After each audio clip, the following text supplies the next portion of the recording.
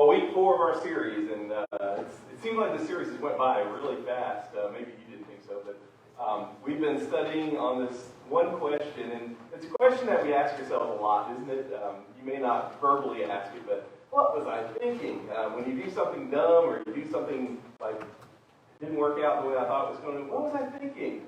But more so in this series, we've been asking that question, what was I thinking? And the answer is about what we know about God. And to be honest with you, in the 4 weeks this is week 4, and in these 4 weeks, we've said things that you probably thought, I already knew that. Yeah, I understand. It wasn't earth-shattering when you knew that God was more powerful, more present, more active, and today we're going to talk about being more holy. But you know what it is? The truth of the matter is, we may know these things, but we really don't think too much about them, and we don't understand them. We don't apply them into our hearts and our souls. And that's where Asa has been helping us out, because this question is so important. As Asa would tell us today, it's important that we understand, what do you think about God? What do you think about God? That's really the whole idea. Because we have all these thoughts, and we've grown, a lot of us have grown up in church, right? We're church people. But we don't really think that much about God sometimes. Because we worry. We have anxiety. We have all these issues in our lives, and we just don't think that God's that big a deal.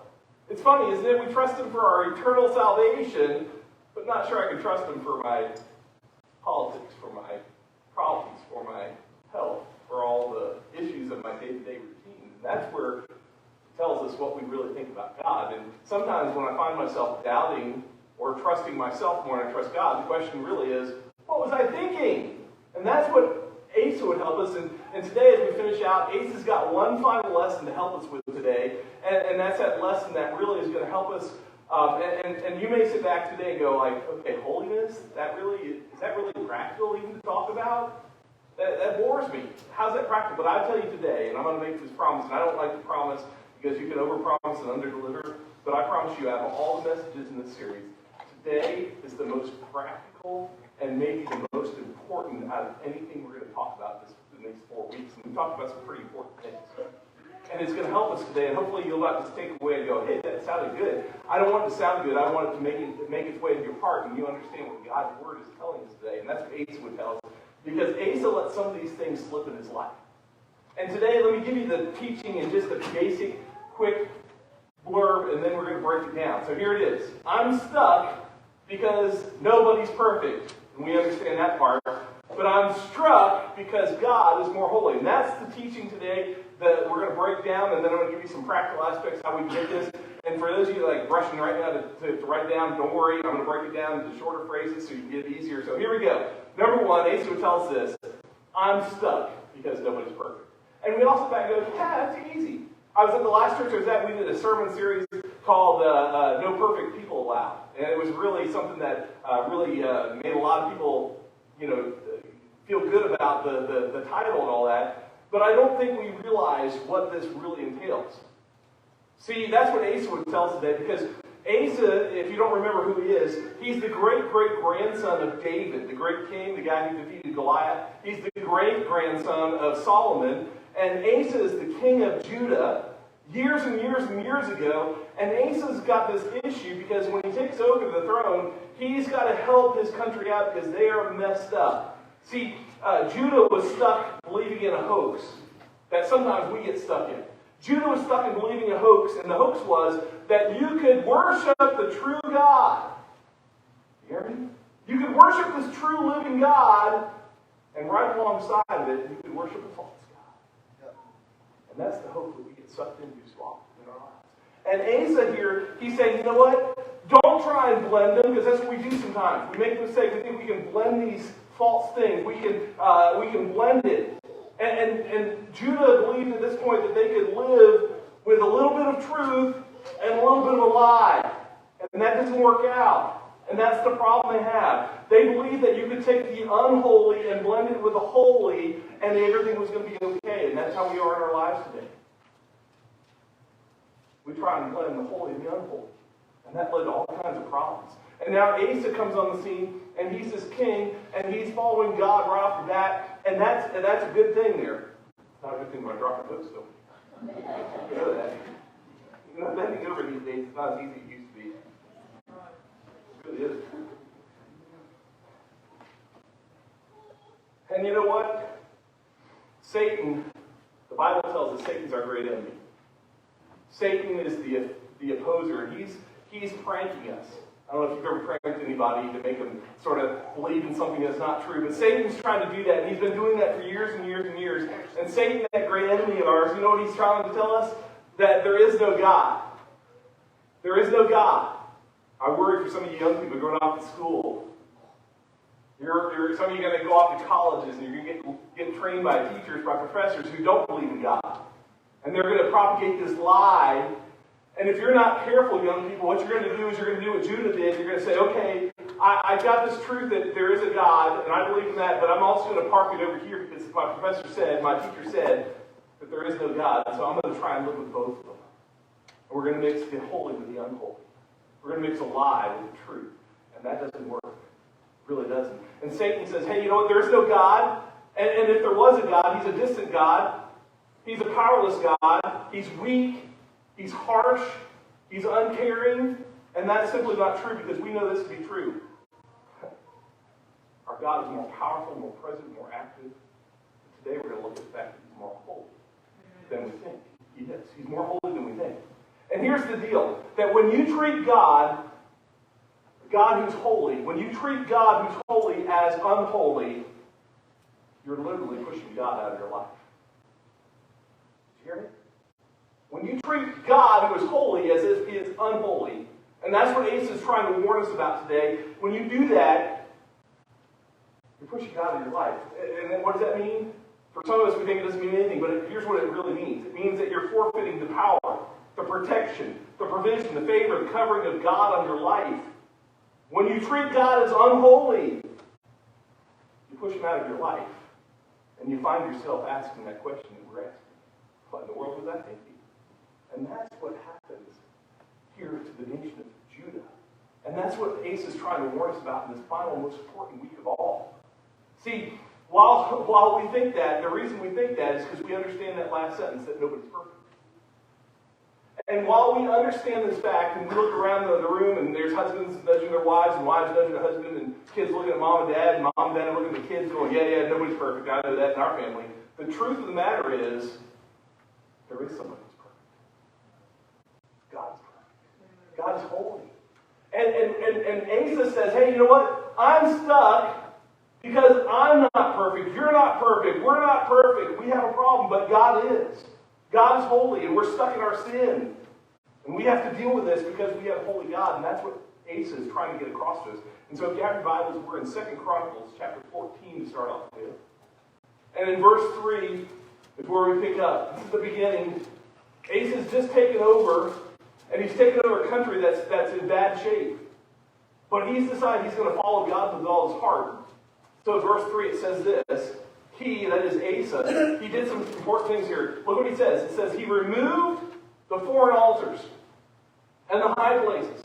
He smashed the sacred stones. And he cut down the Asherah poles. Now, for some of us, we're going like, Asherah pole, what in the world is that? And what you have to understand here is Asherah was a false god, or goddess, actually. Gods of fertility, pagan worship. And basically what Asa would have us understand this morning is, hey, I've got to get rid of these false lies because what I can't do is I can't put a holy, true God right alongside a false God, a lie. You can't blend them. You can't mix them. So we have to remove them. We have to smash them. We have to cut them down. Because these were places that the people were going and bowing down and worshiping. They were worshiping stars. They were worshiping moons. They were worshiping, you name it, they were worshiping it. And the joke was that somebody carved this pole and then set it up and bowed down to it. And that's crazy. Because that pole, that Asherah pole, had no power in their lives to do anything. It didn't have the power to do anything to change your life. And Asa, he's saying here, hey, you know what? We can't continue in this path. He goes on in verse number 4. He says this. He commanded Judah, that's the nation he's king over. He said, I'm commanding you, not asking you politely, I'm commanding you to seek the Lord, the God of their ancestors, and, what does that entail? To obey his laws and commands. You've got to follow what God's teaching here. And that's going to be hard because if you know anything about the law of Moses, the commands that were given, there were over 600 laws they had to follow daily. Was it tough? Absolutely. And it's hard because nobody's perfect. That's what Asa understood. But God gave these laws not to make us perfect, to show us how imperfect we were and how much we needed Him. That's the point. That's the whole idea about the whole Old Testament, is to show how inadequate we are. And Asa here, he's trying to tell this nation, he's saying, hey, you know what? We can't take the holy and blend it with the unholy. We can't take it and blend it with our true God. To blend a true God with false gods makes a lie. We have to be holy even though we're stuck in our sin. And that leads us to a sad place, doesn't it? We have to be holy even though we're stuck in our own sins. Over in 2 Chronicles, he goes on in chapter 15. It continues on. And notice this. This is crazy here. It says in verse 16 of chapter 15, if you were there in 14, just flip over one page. King Asa also, this is how serious it was. King Asa also deposed his grandmother, Maacah, from her position as queen mother. Isn't that crazy? Grandma, you're doing wrong. And why? There's a reason why. He goes on to say this. Because she had made a repulsive image for the worship of Asherah.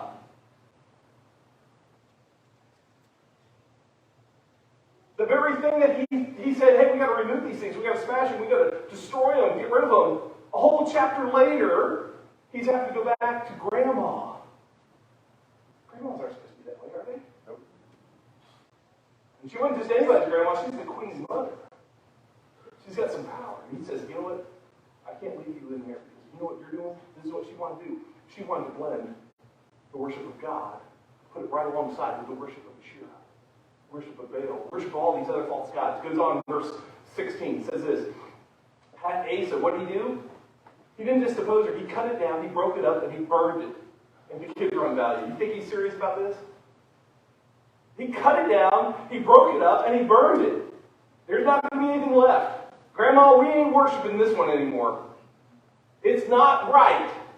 And it's sad when the grandchild has to come to the grandparent and say, hey, you're not doing right, because I know nobody's perfect, but we can't worship an unholy God with a holy God. That's right. Because you're worshiping a lie. And you're in a position, you're leading others to worship this lie. She's blending it. And Asa, you say, why did he get so upset about it? Hey, Asa's not just making this up as he goes. You know that. Because if you went back to what we just read in chapter 14, it said, hey, you know what? This is part of the law of God. I'm supposed to get rid of this. Moses revealed there were some serious warnings here you need to reveal here. In fact, Deuteronomy. Look over Deuteronomy real quick. I didn't put this one on the screen, I think, but Deuteronomy chapter 16. You have your Bible real quick. Deuteronomy chapter 16, verses 21 and 22. Notice what he's following here. Remember, he's following the law of God. This is what the Bible says. Do not set up any wooden Asherah pole. Wow. That's pretty poignant, isn't it? You realize this is hundreds and hundreds and hundreds and hundreds of years before Asa comes on the scene. Do not set up any Asherah pole, verse 21, beside your altar you built to the Lord your God, and do not erect a sacred stone, for these the Lord your God hates. The Lord your God hates. He hates them. How in the world? He hates them. That's crazy, isn't it? Why? Because what he's saying here in the Old Testament law, the law of Moses, it's actually God's law that he gave to Moses. What he's saying here is you can't bring alongside truth a lie. They're not real gods. They're fake gods. These gods, these stones, these wooden images, they were made by hands. You created them. They don't have the power to change anything, much less alone your life. And they're not going to do anything. And what he's saying here, Judah, the problem is you're stuck in a hoax. You're stuck in a hoax. You're stuck in your sin. You're living in imperfection. And we think, hey, I'm just an imperfect person. I can deal with that. But the truth of the matter is, there is a perfect person that we deal with all the time that doesn't want us to be like that. That's right. In fact, he can't stomach it. That's the problem we have. See, we do the same thing that Judah did. We take the truth of God and we put alongside it some false teachings, some lies. We lie to ourselves about things. It's not a big deal if I don't come to church. It's not a big deal if I don't worship God. It's not a big deal if I don't do this.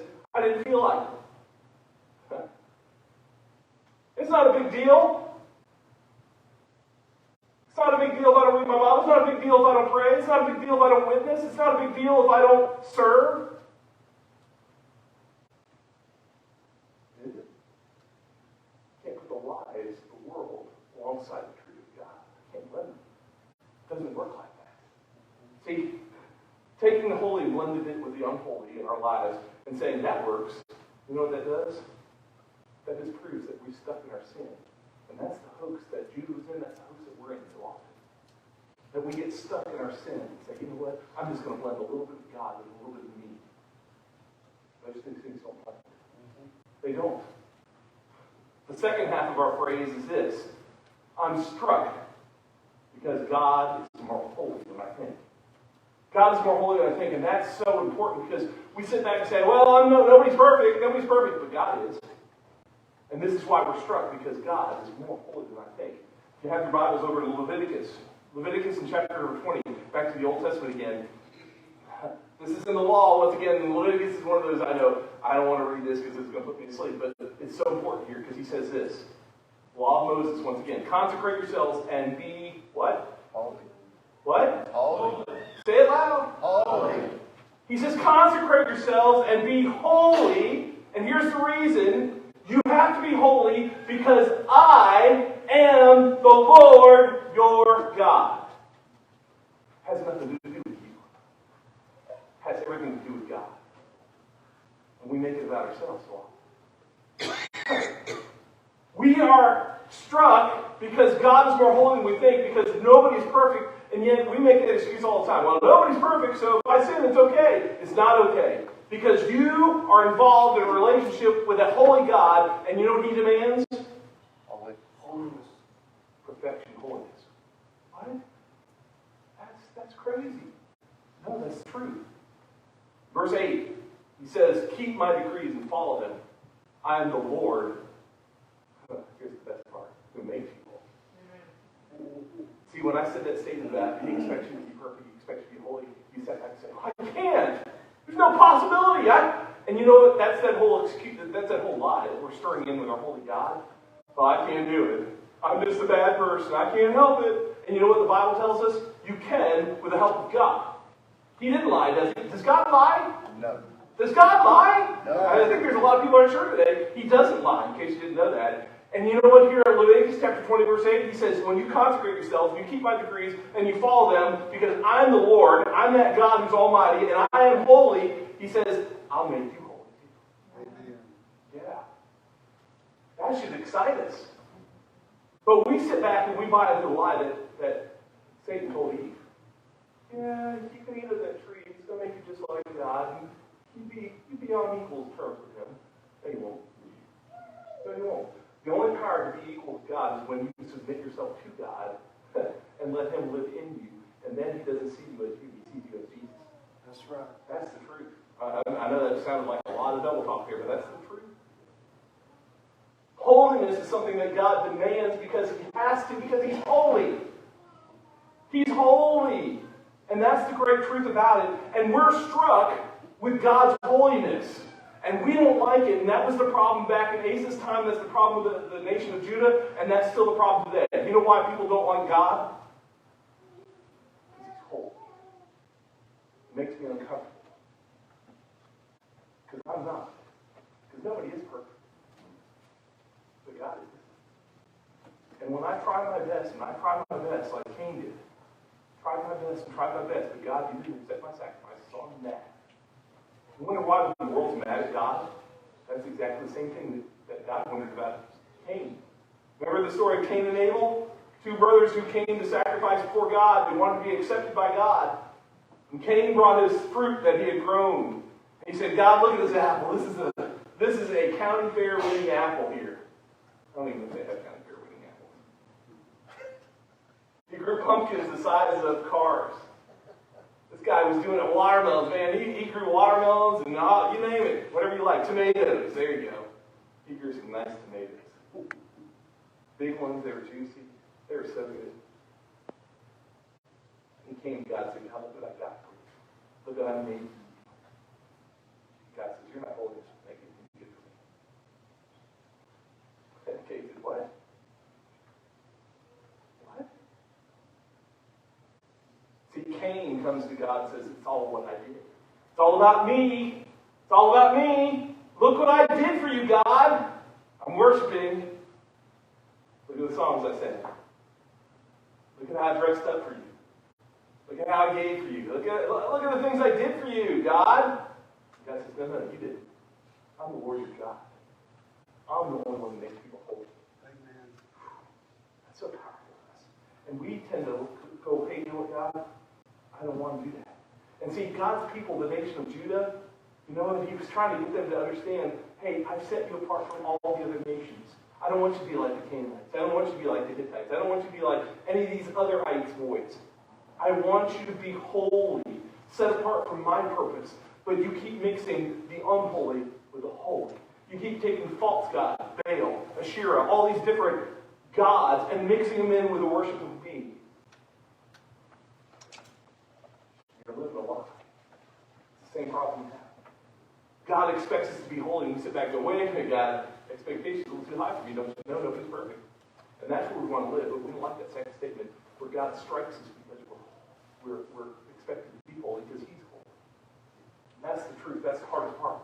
See, in the New Testament, Jesus' disciples, they came to Jesus one day and said, Jesus, we got a huge need in our life, and here's what we need. We want to learn how to pray like you pray, because you pray amazing. So, Jesus said, okay, when you pray, here's what I want you to do. In Matthew chapter 6, verse 9, you guys know it. Say it with me. Our Father in heaven, hallowed be your name. That's all we're going to get into. Hallowed be your name. And that word there, hallowed, you know what Jesus was teaching? Jesus was teaching something so powerful that we just sort of glance by it. That word hallowed is in the word, that's an ancient archaic word. We don't use it anymore. It means holy. He's holy. And Jesus, in this beginning of this prayer, and we could spend forever talking about the prayer itself, but just the beginning of this prayer, he says, Our Father, a relationship. You have a relationship with a God who loves you so much. He created you for a distinct purpose. And he says, pray your Father. And by the way, that Father in heaven, he's not talking about heaven so far away. What that literally means is our Father in the air all around us. The God who's ever present all over the place. We talked about that a couple weeks ago, didn't we? He's more present than we think. And that's what he's saying. You have a Father who loves you. He's more present than we think. He's more powerful than we think. And he shares the rest of that during this Lord's Prayer. But he says this, hallowed, holy is your name. Holy, holy, holy. And that's the whole idea here. See, Jesus teaching us that God is holy. He's to be revered. We should be struck in awe of how holy God is in a world where nobody's perfect. That's the idea. God is perfect in all his ways.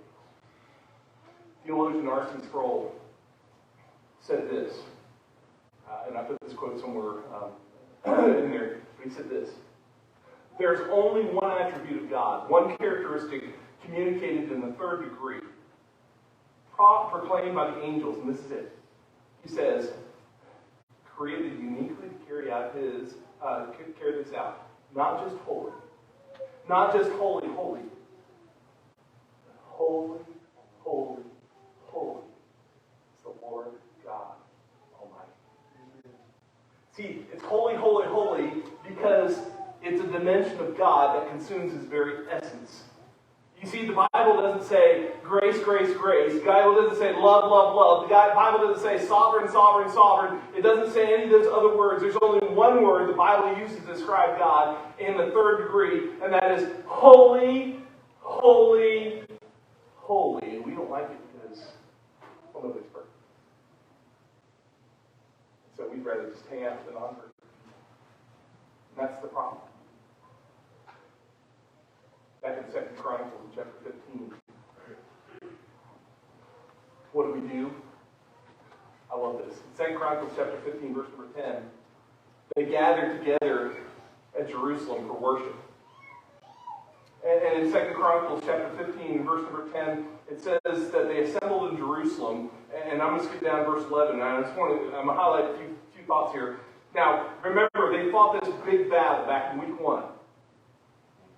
We talked about this huge battle. They fought this army that's a 1,000,000-man army, twice their size. And so after they won, and they received all the plunders, the spoil of war, They come to Jerusalem. Asa invites them to Jerusalem, verse 10. And in verse 11, it says, at the time they sacrificed to the Lord. They sacrificed to the Lord. And it says that they sacrificed from the plunders that they had brought back. That's amazing. They sacrificed from the plunders that they had brought back. And I skipped over the part, and I'm skipping over for time's sake here, but it says that they offered 700 cattle, 7,000 sheep. That's a lot of plunder, isn't it? Wow. And in verse number 12, I'm sorry if it's out of order in the back, but I know we've got it somewhere. Verse number 12, 2 Chronicles chapter 15 says this. If you have your Bibles, you can read along with me. It says, they, the nation of Judah, all the people that gathered there under Asa, it says they entered into a covenant to seek the Lord, the God of their ancestors, with all their heart and soul. Isn't that amazing? That's so awesome. That's a great thing, isn't it? They're doing the right thing. You know what Asa says? Hey, this is so important in your life. You can't mix the holy and the unholy, so let's make a covenant that we won't do that. We won't mix the lies with the truth. We won't mix the false gods with the true God. We won't do that. And they enter into this covenant, and yet the next verse is what scares me so much, because in verse 13 it says this, all who would not seek the Lord, the God of Israel, were to be put to death. Whether small or great, man or woman. Small or great, young or old, man or woman. Verse 14 goes on. They took an oath to the Lord with loud acclamation, with shouting, with trumpets and horns. It's a celebration. See, when they came to church, they didn't go, come to church, no. They're saying, hey, God is holy. We want to be holy. God, make us holy. And we're going to make a promise to be your people. We're not going to make excuses anymore. We're going to make a promise. And they got excited about it. Verse 15 says this, all Judah rejoiced about the oath, because they had sworn to it wholeheartedly, not half-heartedly, not partly. It goes on to say, they sought God eagerly, and he was found by them. So the Lord gave them rest on every side. What they were saying here is we're going to live holy. We're going to see God with everything we have, and it's going to make us eager to be around God. We're going to be so excited about it. And this was done joyfully, willingly, eagerly is what he says. So the Lord gave them rest on every side. See, here's what happens if you didn't get this. They freed up God, the nation of Judah, Asa. They freed up God to grant them favor. Did you hear me? I'm not preaching a prosperity gospel. Don't get that what I'm saying here. But you know what? Some of you guys are sitting back going, I don't understand why God doesn't bless me. And you know what? God's trying so hard. But you keep binding him down because you're not wanting to live a holy life. See, you're wanting to say, hey, I want to worship myself in my ways and do things my way. And you want to mix that with a little bit of church, a little bit of gospel, a little bit of Jesus. You can't do that. When you do that, you're binding God so he has a hard time showing favor. God's people, he says, I want to bless you. I want to do great things for you. I want to give the heathen as your inheritance. That's what his great-great-grandfathers told him, Psalms. Hey, you know what?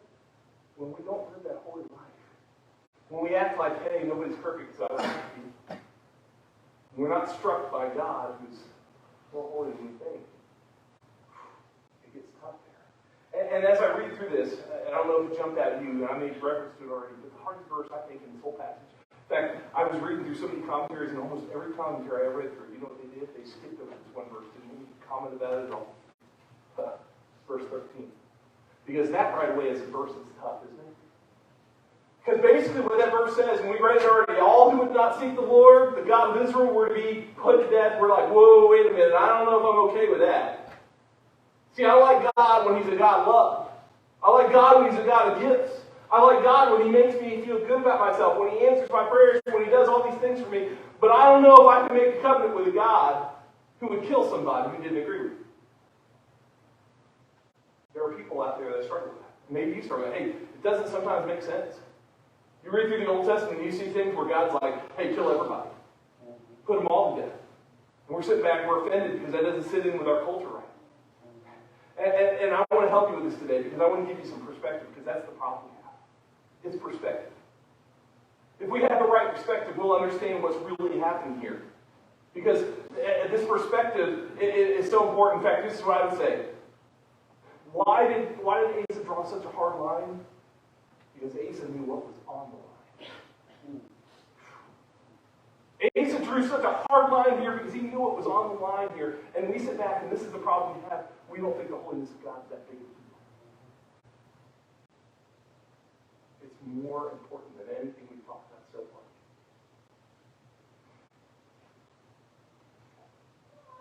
See, we're in the process of purification. That's what Asa would tell the people of Jerusalem. That every time they came to the temple and they offered those sacrifices, they offered the blood of goats, of lambs, of bulls. They weren't doing that to make a show. They weren't doing that to make them feel good. You know what they were doing? They were doing that because God's holy. And they're not. And when you get struck with the fact that you're not really a holy person, then you'll have to answer to a God. You know? And because of our sin, this is what Asa would tell you. Because of your sin, because we're unholy and God is holy, we can't be in His presence. See, the consequences of sin is death. And without the shedding of blood, there is no forgiveness, remission, payment for that sin. That's why the sacrifices had to be made. Zach, come on up here. I asked Zach to help me out with something here this morning. Let me give you something that's visually, hopefully you'll get the idea of what we're talking about today. You stand right in the middle. I'm going to hand you stuff, and I just want you to hold on to it. Hopefully you're right there. Oh, poor Zach.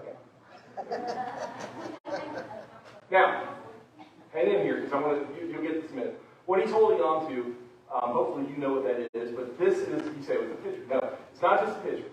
It is one of those water purification pitchers. Okay, the brand is Pure, P-U-R, and it's supposedly the best on the market as far as removing the impurities in the water. So basically, this pitcher here represents God. God's holy. God takes out all the impurities. How does He do that? He wants to make you holy. And that's what we read in Leviticus, that He is holy and He will make us holy. And He does that through His Spirit. He does that through the blood of Jesus Christ. He does that through His Word, the purity of His Word. And when we do that, we allow that water to go through that purification filter of His Word, His Spirit, and it cleans up the water. And we're representing ourselves with this glass here. I want you to pour like that much in. Don't pour over my phone, okay? Can you do that?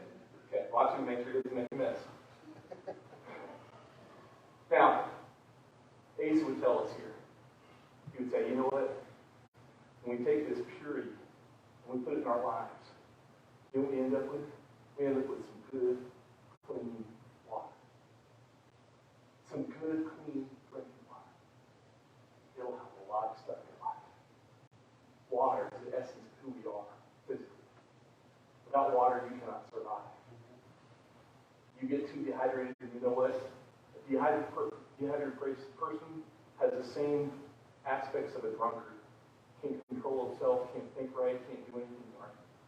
So that water there, I think we'd all agree, even if you're not a big fan of water, you realize this water is so important to our lives. And it means so much. But here's the deal. What Ace is saying is sometimes in our life, we have this pure, holy water. This water that's been purified by God's Word, God's Spirit. And we come along. We take the unholy.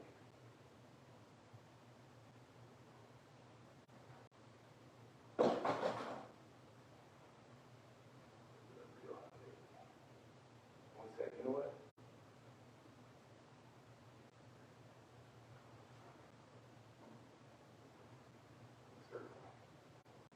It's okay. That won't hurt. It's just a little bit of weight. And we start drinking the water. And we wonder why our lives are so sour, so bitter, so hurting. Because you can't take what is holy and mix it with that. And And if I were to go into that nursery and go get a bunch of those little girls, bring them out here and offer them some drink, some of you guys would first like to kill them. But you think they're crazy. But you know what we do every day of our life? We go, we sit in church, we hear the Word of God, the holiness of His pure Word, and we put it in our lives, and then we walk out into society, and we take a little bit of that poison, we dump it in our lives, say, it won't hurt. And you can't mix what is not holy, what is unholy, with what is holy and expect it to be good. And yet that's what we do. We sit back and say, you know what? I don't understand. I don't understand. See, Ace is saying, hey, you got to make a covenant with God, and that covenant needs to be so serious that if you don't make a covenant, we're going to put you to death. Because this is so important. Because if you don't, you know what you're going to do? You're going to poison us all. You know, parents, grandparents, you know what we do? When we blend a little bit of the unholy in our lives, in front of our kids, you know what you're doing? You're pouring a little poison in their life. You're stirring it up and saying, you know what? My kids be all right. Just a little bit of poison. And then we go, I don't understand why society's so bad. I don't understand. I don't understand. See, every time, and this is what verse 13 is really teaching us, every time you put it in a sheer pull up, that is, you take the truth of God, you put a false God next to it. You put a false teaching, a lie. What you're really doing is taking the pure life that God has made you holy through His Word, through His Spirit, and you're adding a sin to it. And it's just a little bit of poison in your life. Just a little bit of poison is not a big deal, right? Just mix a little bit of sin. Take the God who's pure and holy and add a little bit of poison to it. And here's the problem. You and I, we live in a world. We live in a world that treats poison, this stuff right here, treats poison, sin, as if it's sweet.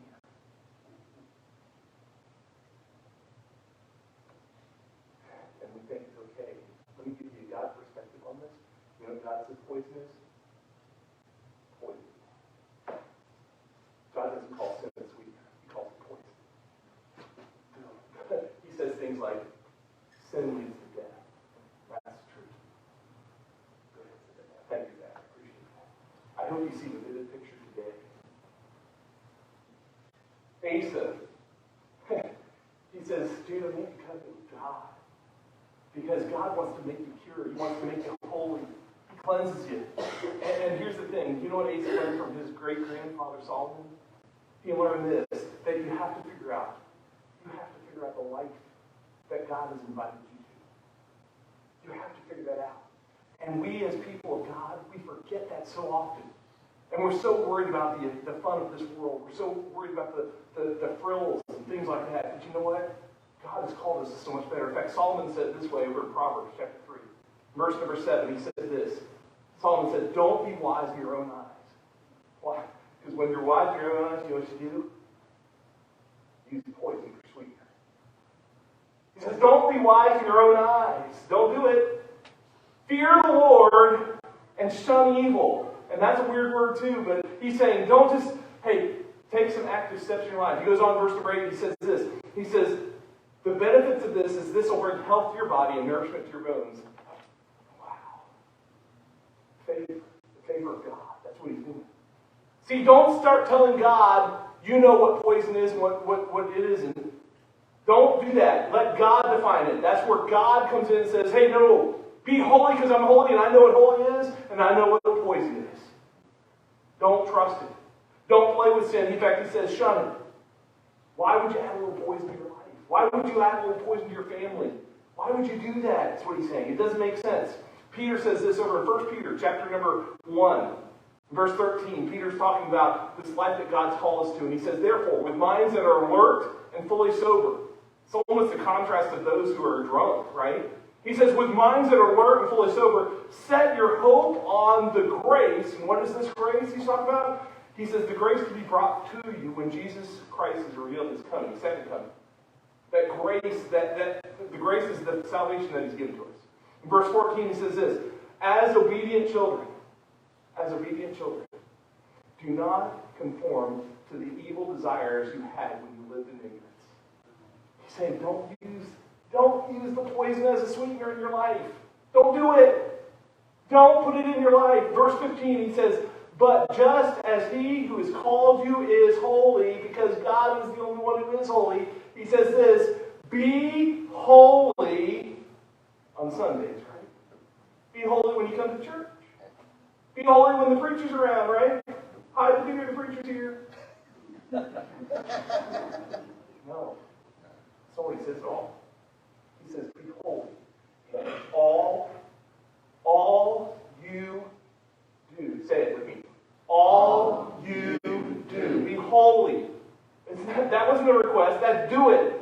Verse 16, He says this, for it is written, He says, I just want to remind you, this is why, because God said this, be holy, because I'm holy.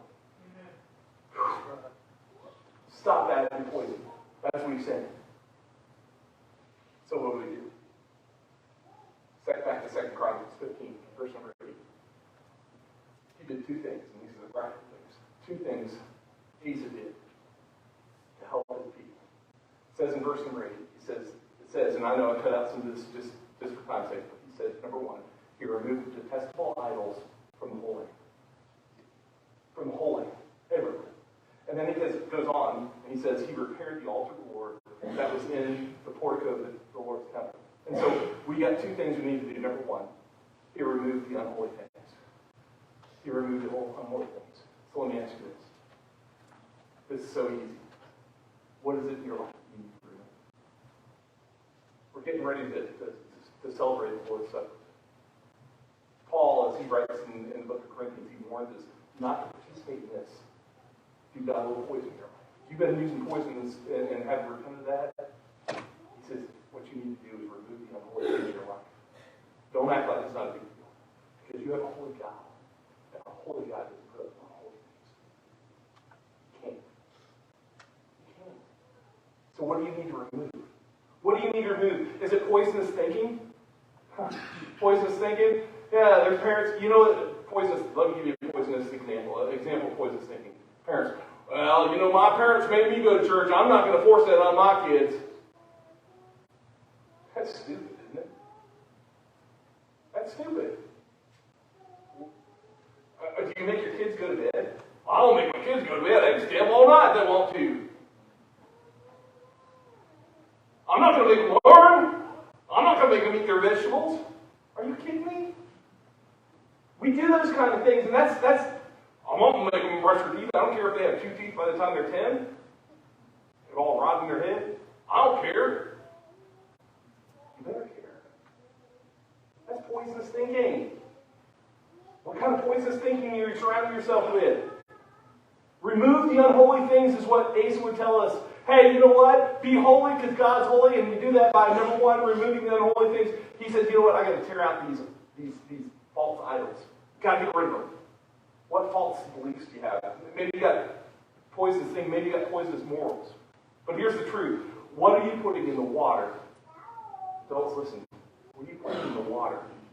Your kids, your family, your wife, husband, your husband, wives.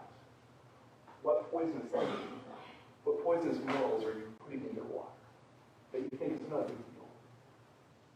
Is it that poisonous thought, I don't need to come back to church? I'm good enough. Once a week's fine for me. I don't have time for anything else. You need to remove the unholy things because you have a holy God who says, be holy. Second thing you need to do is repair his worship. He repaired his worship. He removed the unholy. Step number one, he repaired his worship. Step number two. He built back the altar that was in the temple of God. He built it back. So, what do you need to repair? What do you need to repair in your life? Maybe reverence. Maybe that's one of those things. Maybe you've gotten so casual with God that you're irreverent towards him. And it doesn't occur to you how unholy you're treating the most holy. That's important. What do you need to remove? What do you need to repair? Because God